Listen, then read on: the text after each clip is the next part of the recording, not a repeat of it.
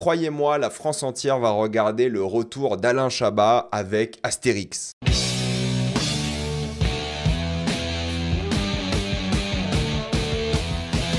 Astérix et Obélix, le combat des chefs. Comme d'habitude, jusqu'à la minute indiquée dans le titre de la vidéo, il n'y aura pas de spoilers, soyez tranquille, après on va tout spoiler. Astérix et Obélix, le combat des chefs, raconte l'histoire d'un village qui résiste constamment aux attaques de l'Empire romain jusqu'au moment où l'Empire romain va proposer un duel. Leur chef contre le chef des Gaulois. Avant de commencer cette vidéo, j'aimerais remercier le partenaire officiel de celle-ci, CyberGhostVPN et ses 38 millions d'utilisateurs et presque 5 sur 5 sur Trustpilot. Vous les connaissez, c'est le meilleur moyen de soutenir la chaîne et un service utile que j'utilise tous les jours. C'est simple, je vous mettrai dans la description quand épinglé des sites internet qui vous disent dans quel pays se situe le film que vous voulez regarder. Ensuite, vous changez de pays, que ce soit le Canada, États-Unis, Belgique, Suisse, Royaume-Uni, Italie, peu importe, vous allez avoir la VESTFR et même la VEF dans certains cas. Par exemple, sur Netflix, vous avez les incroyables films du Sonyverse comme Craven, Venom 3, mais aussi des vrais bons films comme dit Outrun ou La Chambre d'à côté. Si vous voulez voir des films comme Conclave, ils sont disponibles sur Prime Video pour le coup. Sur Disney+, vous avez plein de films comme Un Parfait Inconnu, Mufasa, Vaiana 2 ou encore A Real Pain. Si vous voulez voir des films comme Gladiator 2, vous allez sur Paramount+, et encore une fois, il faut vous connecter à l'application Paramount+, mais vous pouvez le faire avec votre compte Paramount ou même votre compte Canal sans problème, et vous avez aussi des films comme Sonic 3 ou Better Man. Sur Max, qu'il faut aussi utiliser depuis l'application Max, vous avez Flow, Baby Girl, La Guerre des Rohirrim, Compagnon ou encore des films comme Queer. Vous avez aussi YouTube Premium pour beaucoup moins cher. Vous savez à quel point YouTube Premium est génial pour les gens comme moi, par exemple, qui adorent YouTube et qui consomment beaucoup de vidéos. Vous prenez un pays de l'Union Européenne parce que c'est plus simple d'après moi, comme la Roumanie ou la Bulgarie où c'est moins cher. Et oui, ça marche encore aujourd'hui. Il y a plein de tutos en ligne qui vous expliquent comment le faire simplement. Et ça marche aussi sur plein d'autres abonnements comme par exemple Letterboxd, Patron. Ça fonctionne sans problème. Vous serez un bien plus grande sécurité avec un VPN que ce soit sur la Wi-Fi de l'université, de l'hôtel, de l'aéroport ou même de chez vous. Vous pouvez partager un compte avec cette personne au total. C'est disponible sur tous vos appareils préférés sans aucun problème et tout le monde peut l'utiliser en quelques clics, c'est fait. Vous pouvez essayer par vous-même car vous êtes satisfait ou remboursé sous 45 jours et vous avez une assistance technique en français 24h/7. Utilisez le lien dans la description, le compte épinglé afin de vous abonner à CyberGhostVPN et bénéficier de 83% de réduction plus 4 mois gratuits. Foncez sur l'offre. Juste un petit rappel pour ceux que ça intéresse, maintenant toutes les vidéos sont disponibles sur Spotify. Donc si vous préférez Spotify à YouTube, les vidéos, et je dis bien les vidéos, sont disponibles sur Spotify. Vous pouvez regarder ou écouter, ou les deux, peu importe, comme vous voulez. Mais voilà, pour les utilisateurs de Spotify, ceux qui ont Premium là-bas par exemple, ou ceux qui n'ont pas, je sais pas, YouTube Premium et qui préfèrent l'une des deux applications, voilà, toutes les vidéos sont là-bas, elles sortent en même temps et je vais peut-être même remettre d'anciennes vidéos pour ceux que ça intéresse. Je verrai comment je gère tout ça. Mais en tout cas, voilà, c'est disponible sur Spotify. Tout ce que je fais sur YouTube. Et ça sera uniquement YouTube qui arrive sur Spotify. TikTok, Reel, Twitch, ça restera sur les plateformes dédiées. Mais voilà, pour les fans de la chaîne YouTube, vous l'avez aussi sur Spotify. Alain Chabat est de retour sur la licence Astérix et Obélix. On l'attendait depuis longtemps. Et lui aussi, je pense, l'attendait depuis longtemps. Mais c'est pas le seul créateur. Hein. Pour le coup de la série, il y a aussi Benoît Houillon et Pierre-Alain Bloch. Mais il faut savoir qu'en tout cas, le marketing est fait sur ça. Alain Chabat qui revient avec Astérix et Obélix. C'est un retour qui est attendu depuis une éternité par beaucoup de personnes. Lui a toujours dit que ça n'intéressait pas de retourner dans le monde d'Astérix et Obélix, c'est pas son délire, c'est pas son truc, enfin il adore ça hein, évidemment, mais il voulait faire un truc un peu différent, c'est pour ça qu'il a accepté de faire une série d'animation, techniquement une mini-série, donc il n'y aura pas de saison 2 en théorie, mais vous savez, hein, quand les audiences rentrent pour ce genre de série, en général, ils ont tendance à renouveler. On va voir ce que ça va donner avec cette série. Peut-être Alain Chabat n'aura pas envie de continuer. On ne sait pas, on verra. Mais en tout cas, 5 épisodes de 25 minutes environ par épisode, plus ou moins. Mais ce qui est intéressant, c'est pourquoi ce format-là. Pourquoi une série télé quand un film aurait pu durer 2 heures, 2h20, film d'animation, le sortir en salle, il aurait cartonné, je pense, en salle. Hein. Tu mets Astérix, Alain Chabat, ça cartonne. C'est Netflix qui a eu la licence, c'est Netflix qui a convaincu Alain Chabat, j'imagine. Je ne sais pas si c'est Alain Chabat qui s'est dit « Ok, j'ai envie de faire une série d'animation, est-ce qu'on va trouver un distributeur, un producteur ?» Je pense que c'est l'inverse, c'est plutôt Netflix qui sont allés voir en disant « Hey, on a envie de faire du Astérix, viens !» Et ils l'ont fait, mais est-ce que c'est bien pour le coup? Pour ceux qui ne le savent pas, c'est bel et bien une adaptation d'une bande dessinée. Et il faut savoir que du coup, cette série va se concentrer sur Obélix, sur ses traumas, sur son origin story, si je puis me permettre, et aussi comment il fait face à ces différents traumas. C'est ça qui va être intéressant, c'est lui, son amitié avec Astérix évidemment, il y a pas mal de flashbacks par rapport à ça aussi, mais ils vont aussi explorer le mythe des Gaulois, de la potion magique. Ils vont ensuite organiser ce fameux tournoi des chefs. Et j'ai quelques critiques à faire par rapport à ces arcs narratifs, mais je vais les laisser pour la partie spoiler parce que j'ai quelques trucs à dire que je peux pas trop révéler ici. Mais en tout cas, il faut savoir qu'Alain Chabat est fan d'animation. Il s'est beaucoup inspiré, en tout cas, c'est ce qui lui a donné envie de faire cette série, c'était Spider-Verse. Et on le ressent un petit peu, c'est-à-dire qu'il y a des moments qui font très Into the Spider-Verse avec surtout les utilisations de la potion magique. On le ressent beaucoup de ce point de vue-là pour le coup, mais pas énormément, je trouve, malheureusement. On est sur un truc qui est quand même assez pixarisé, disons les choses. Voilà, c'est des personnages à chaque fois très lisses, très ronds, un style cartoon comme ça. Joli, hein, je dis pas, mais voilà, faut apprécier, faut aimer. C'est un délire à la Pixar avec des moments à la Spider-Verse, mais j'aime bien parce que, en fait, il y a beaucoup de figurants, si je peux me permettre, beaucoup de personnages. Les endroits font tous très vivants, et ça, c'est plutôt cool. Et c'est pas facile à faire pour une série, parce qu'une série n'est pas un film, même si ça dure 2h20 comme un film.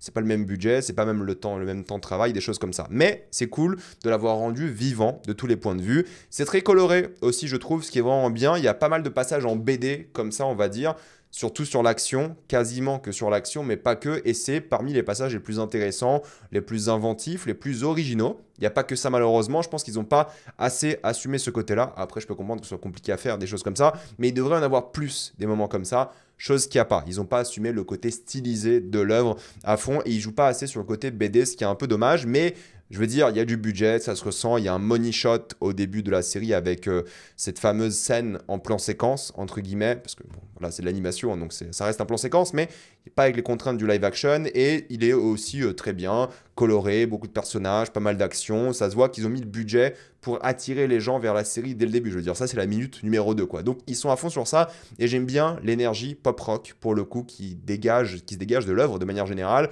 une vraie énergie qui est folle, qui donne envie, j'aime bien la diversité des lieux aussi, voilà, ça c'est un exemple, ils ont cours dans une forêt lors d'un flashback. Voilà, c'est une magnifique forêt, elle est vraiment vivante aussi, il y a plein d'autres élèves et il y a plein d'autres scènes, donc que ce soit dans la neige ou des choses comme ça. C'est pas un film, encore une fois, donc attendez-vous à de la qualité série télé, mais pour une série télé, c'est quand même vachement bien. Et d'ailleurs, un petit truc, le mixage son, mortel pour le coup. Vraiment, ça j'ai adoré. Je trouve qu'avec mon setup, en tout cas télé, bah, le son était super, vraiment immersif, vraiment cool. L'ambiance était vraiment bien grâce au son aussi. Et la série de manière générale, que ce soit le son ou elle-même, narrativement, est vraiment satisfaisante. Mais il faut savoir que du coup, c'est une série de comédie, d'action, avec un côté musical, un peu pas du tout assumé, je trouve, à certains moments. C'est-à-dire que ça commence avec une scène d'action, musique italienne et tout, tu dis ok, c'est ça la vibe de la série, mais ça revient pas souvent. Et c'est un peu dommage, j'aurais aimé plus de séquences, pas forcément d'action, mais plus de séquences en musique. Je suis conscient que les musiques coûtent cher et des choses comme ça, mais j'aurais aimé plus de choses comme ça. Et le premier épisode, t'as vraiment l'impression de voir une variante animée de Mission Cléopâtre, ce qui est vraiment cool, que ce soit avec l'armée romaine déprimée qui va à l'attaque constamment, mais ils se font défoncer. Mais ils n'assument pas assez le style que vous voyez là, par exemple, le côté musical. C'est un peu dommage, pour le coup. Et c'est là que je me dis, est-ce que c'était peut-être pas mieux d'en faire un film et d'assumer à fond, de mettre peut-être plus de budget, plus de temps, et de sortir une œuvre cinématographique, que ce soit sur Netflix ou pas, hein, mais qui puisse assumer complètement le délire, parce que tu vois un peu les limitations, je trouve, des séries. Ça reste cool, voilà, ils font des choses qui sont vraiment divertissantes, mais je trouve qu'on voit un peu les limites. Et ce qui est bien, c'est que c'est quand même dans l'air du temps, c'est-à-dire que ça va faire des blagues, parce que c'est avant tout une comédie, pour moi, ça va faire des blagues, je sais pas, sur la nostalgie des années 70, mais du coup c'est moins 70, où il y a quelqu'un à un moment qui va dire, bah c'est l'année moins 50, mais moins 50 avant quoi? Pour le coup, il y a plein de petites blagues comme ça, qui sont assez drôles, qui marchent bien, il y a des blagues sur le climat, il y a des blagues sur Pompéi, comme événement historique par exemple, il y a des anachronismes assez intéressants, surtout avec Internet, mais pas que, il y a un truc très contemporain par rapport, je sais pas, à un tapis rouge, avant un événement avec César ici, ça fait penser un peu à Hercule, vous savez, alors je suis bien conscient que Hercule c'est pas le première œuvre à faire ça, mais en tout cas ça m'a fait penser à ça en tant que fan d'Hercule. Il y a plein de blagues aussi vraiment dans l'air du temps sur le politiquement correct, tu sais, ils vont souvent corriger certaines personnes par rapport aux Romains, on dit pas que aux Romains parce que bah, les Gallo-Romains c'est ceux qui ont été envahis par les Romains, du coup qui font partie, bref il y a plein de blagues comme ça, il y a des jeux de mots sur Omar et Fraise, sur Last of Us, c'est pas une blague, hein, vraiment Last of Us, Fast and Furious, Big Pharma, Twin Peaks, il y en a plein comme ça, plein de références, 49.3, il y a plein d'idées, vraiment tout le temps, constamment, et je trouve que la comédie est bien, elle est drôle, elle fait sourire, c'est mignon en plus par rapport à ça, je trouve qu'il y a une vraie âme et une vraie identité qui se dégage de cette fameuse comédie grâce aux personnages, grâce aux enjeux, et je trouve que c'est là que la série est bien, lorsqu'elle est drôle, lorsqu'elle fait des blagues, parce qu'il y a un gag par scène, hein, pour le coup, hein. Il y a plusieurs blagues même par scène, j'ai envie de vous dire, et ça qui est fort, quand ils font de la comédie, c'est top, j'adore chaque moment, mais c'est vrai que l'action pour le coup est moins bien, tu vois que le climax a coûté cher, mais c'est pour moi peut-être la chose la moins réussie de l'œuvre, j'en parlerai en spoiler, mais du coup ça tacle aussi des thématiques sérieuses avec beaucoup d'humour, la montée du fascisme par exemple, j'ai envie de vous dire, les personnages qui font des saluts romains, hein, vous voyez ce que je veux dire, salut romain, salut nazi, vous avez compris, ils font des blagues par rapport à ça, Rome, ou en tout cas l'Empire romain qui est généralement très froid, grand, peu coloré, avec des références évidemment comme vous voyez ici la Louve, mais bon, c'est assez intéressant de jouer avec ça, de faire des sketchs de propagande comme ça, avec ça c'est du Star Wars, clairement pour le coup, mais il joue avec la propagande, il joue avec des thématiques sérieuses. Un peu déçu par contre de l'utilisation de César qui est pas utilisé. Pour le coup, il est vraiment présent comme une figure qui domine, mais bon, c'est pas sa série, c'est pas le personnage le plus important, mais ils font quand même des blagues, je trouve, assez matures au final sur le général de Gaulle, c'est marrant, de Gaulle, sur la collaboration avec du coup les Romains, hein, qui font des saluts romains, sur la colonisation, sur la propagande Disney, il y a toute une séquence où ils sont dans une sorte de parc à la Disney qui est assez drôle. Ils taclent un peu plein de choses comme ça. Ils taclent aussi, bah, je sais pas, vous savez, les partis qui en théorie devraient s'entraider, hein, comme en France, mais qui se tapent dessus quand même, alors qu'en fait ils ont un objectif commun, c'est vaincre le fascisme, mais ils se mettent quand même pas d'accord, hein, ça vous fait penser à un truc. Même chose qui s'est passé dans Andorre, les 3 premiers épisodes de la semaine dernière, même délire, c'est voilà, entre guillemets un groupe de gauchos qui se battent pour littéralement rien, pour le pouvoir, alors que littéralement le fascisme arrive et est en train de les buter. Donc s'il y a des trucs un peu comme ça, c'est pour les enfants, hein, mine de rien, là je parle de thématiques sérieuses, politiques, parce que voilà, Chabat il en a souvent mis dans ses œuvres, il y a des trucs un peu sérieux, sur le ton de l'humour, satirique, c'est drôle, c'est bien. Après, je sais qu'il y a plein de gens qui sont vraiment à fond sur les doubleurs et tout, surtout pour la série, du coup la VO c'est la version française, évidemment, mais je m'en fous un petit peu, j'ai pas trouvé les doubleurs marquants, genre ils font le taf, hein, c'est bien, ils m'ont pas marqué, il n'y a pas une performance qui m'a marqué, il n'y a pas un moment qui m'a marqué. D'ailleurs, il y a même quelques séquences qui m'ont fait un peu sortir, je trouve, de l'œuvre parce que tu avais vraiment l'impression qu'ils étaient dans un studio d'enregistrement. Il y avait parfois même un peu d'écho, tu as l'impression, je sais pas, c'est un peu bizarre comment ça a été géré de ce point de vue-là, mais ça faisait pas tout le temps naturel et je trouve ça un peu étrange, mais voilà, c'est bien, ils font un bon travail globalement, mais c'est pas ça qui va me marquer et je vais pas du tout me rappeler de phrases ou de citations par rapport à l'intonation, au jeu d'acting de manière générale. Donc ça, c'est pour moi assez anecdotique, mais je sais qu'il y en a qui sont fans de doublage, qui adorent voir ces gens-là, Chabat qui fait Astérix par exemple. Honnêtement, moi je m'en fous, ils ont fait un bon taf et puis basta, ça m'a pas marqué plus que ça. Pour conclure, le combat des chefs, honnêtement, c'est cool, c'est bien, c'est mignon, t'as une vraie identité, une vraie âme. Encore une fois, je pense que ça aurait mieux marché en film, pour le coup, parce que tout était là pour en faire un film, même s'il y a des cliffhangers, même s'il y a des trucs un peu rigolos comme ça. Je pense que ça aurait été mieux un film au cinéma, mais c'est bien, c'est divertissant, ça fait rire, c'est un peu émouvant, il y a quelques petites séquences comme ça. Il y a quelques déceptions par rapport à des arcs narratifs que je vais citer en spoiler dans quelques secondes, mais grosso modo, c'est bien. C'est pas la série de l'année, mais ça fait sourire. Je pense que tout le monde va apprécier, à juste titre, parce que c'est bien. Tout le monde va passer un bon moment devant, et c'est compréhensible, parce que c'est une série de qualité. C'est pas la grande série, pour le coup, d'animation que j'ai vue cette année même, ou d'autres, mais c'est très bien, et je pense que tout le monde va apprécier, et c'est normal, parce que c'est cool. Donc encore une fois, je vous la conseille, imparfaite, mais je pense que tout le monde va adorer et tout le monde va regarder parce que c'est Astérix, c'est Chabat, et juste pour ça, les gens vont regarder. Maintenant, on va passer en spoiler. Ce que j'ai trouvé réussi, c'est tout l'aspect, évidemment, Obélix, anxiété sociale et le fait qu'il était harcelé, et lorsqu'il découvre ses pouvoirs, il essaie d'être une meilleure personne, mais il s'est toujours senti un petit peu isolé et jamais à l'aise devant une foule. Donc c'est ça un peu l'histoire, c'est lui qui essaie de faire face à ça, de s'accepter lui-même, de vivre en communauté dans ce village, et en même temps il parle de la création de ce fameux mythe gaulois de la potion magique, et je trouve que c'était pas mal. Cependant, je trouve qu'ils vont pas assez dans le délire, vous savez, potion magique, voilà, c'est une technologie qui change littéralement le monde.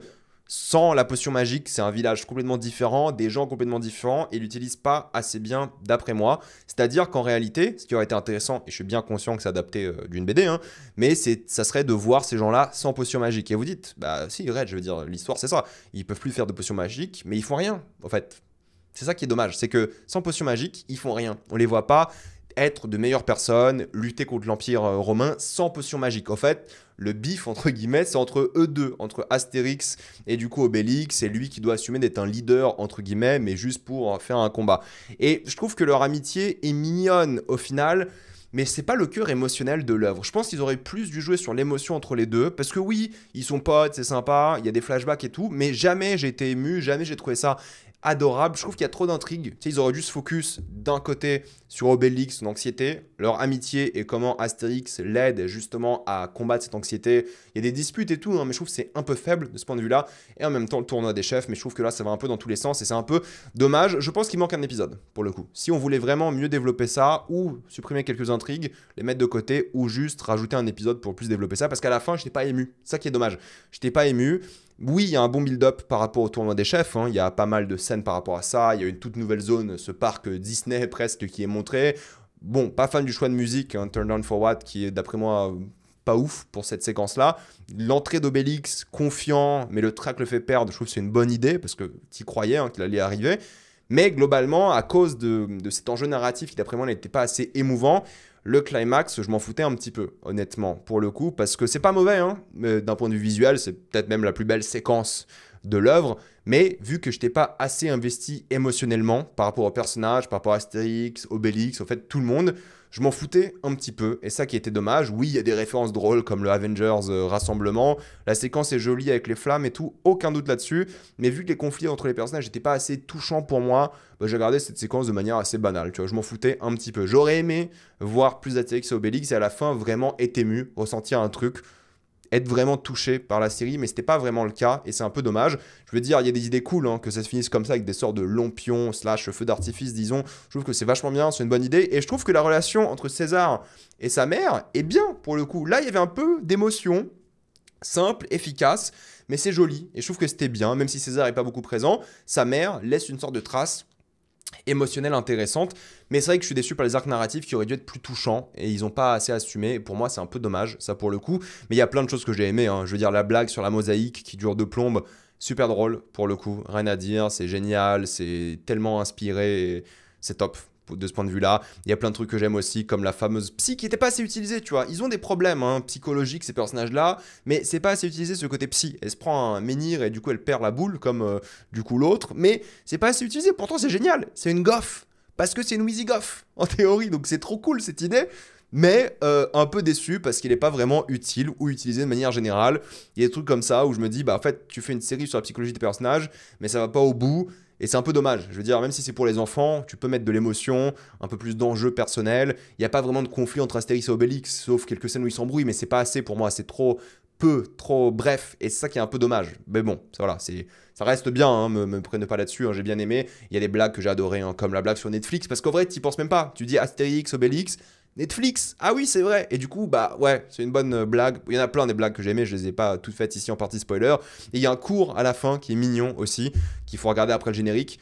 Honnêtement, c'était cool. C'est pas la série du siècle, mais j'ai bien aimé, j'aurais juste aimé un peu plus d'émotion, être beaucoup plus investi dans l'œuvre, mais sinon c'était bien. Donc mettez-moi dans les commentaires ce que vous en avez pensé, avez-vous adoré ou détesté, j'ai envie d'avoir votre avis. Avant de quitter cette vidéo, pensez à utiliser le lien dans la description et le commentaire épinglé afin de vous abonner à toutes les plateformes de streaming en toute accessibilité, sécurité, avec beaucoup plus d'œuvres. Tout ça pour 2,03€ par mois, plus 4 mois gratuits. Abonnez-vous à la chaîne pour voir les prochaines vidéos, mettez un j'aime, ça aide beaucoup la chaîne, et suivez-moi sur tous mes réseaux pour plus de contenu comme des TikTok, des Reels ou même des lives sur Twitch. Et moi je vous dis à la prochaine fois. Salut à tous.